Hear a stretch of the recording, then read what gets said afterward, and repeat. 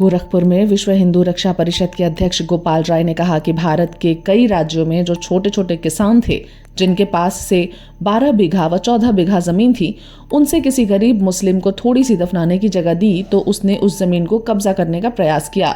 इन लोगों ने कई लाख करोड़ रुपए की जमीन को कब्जा किया है।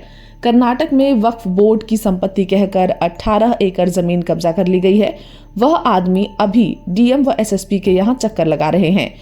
उसने थोड़ी सी जमीन दफनाने के लिए दी थी। इसी तरह से पूरे भारत में वक्फ बोर्ड ने नाजायज ढंग से कब्जा किया हुआ है।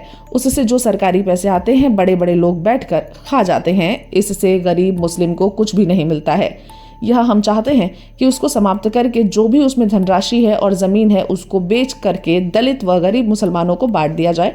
उन्होंने कहा कि सरकार वक्फ बोर्ड को खत्म करना चाहती है, लेकिन गठबंधन में सरकार होने के कारण थोड़ी असमर्थ है। लेकिन यदि पूरी तरह से बहुमत में सरकार होती है तो वक्फ बोर्ड को कब का खत्म कर दिया जाता। प्रधानमंत्री मोदी प्रयास कर रहे हैं कि इस बिल को समाप्त कर दिया जाए, क्योंकि मुस्लिम समाज को भी इससे फायदा नहीं है। गरीब मुसलमान का कोई भी पैसा नहीं मिलता है। 14 तारीख को दिल्ली में एक जंतर मंतर पर कार्यक्रम भी है, उसके माध्यम से भी एक बड़ा आंदोलन करेंगे।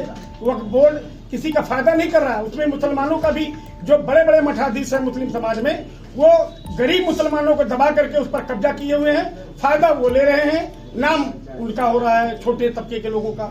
और इसलिए इसको समाप्त करने की जरूरी है कि कोई आदमी अगर मान लीजिए अपनी एक गरीब व्यक्ति को अगर जगह दे देता है कि लो भैया अपनी दफना लो, कब्रिस्तान के रूप में थोड़ा सा ले लो, तो वो अगर 10 फीट दे रहा है तो ये 18 बीघा कब्जा कर ले रहे हैं, जो अभी ट्विटर पे और उस पे देखेंगे आप तो भारत के कई राज्यों में इन लोगों ने कब्जा कर रखा है और संपत्तियों को उल जुलूल ढंग से अपना ये खर्च कर रहे हैं। गरीब जो उसके पात्र हैं उनको नहीं मिल रहा है, इसलिए वक्फ बोर्ड का समापन होना चाहिए। विपक्ष जबकि विरोध कर रहा है, अभी सरकार बिल लाने वाली थी तो टल गया, कई बार सुनवाई भी उसमें टल जा रही है। देखिए, विपक्ष तो ये काम नहीं कहेगा तो फिर कैसे खबरों में आएगा। विपक्ष तो ये कहना चाहिए कि भाई जो सही है जांच तो कराएंगे नहीं, क्योंकि विपक्ष को एक मत की जरूरत है कि हम अपना सरकार और सत्ता में बने रहें। उसको देश से मतलब नहीं है, क्योंकि महात्मा गांधी भी जब बंटवारा हुआ तब उन्होंने बहुत गलत कर दिया।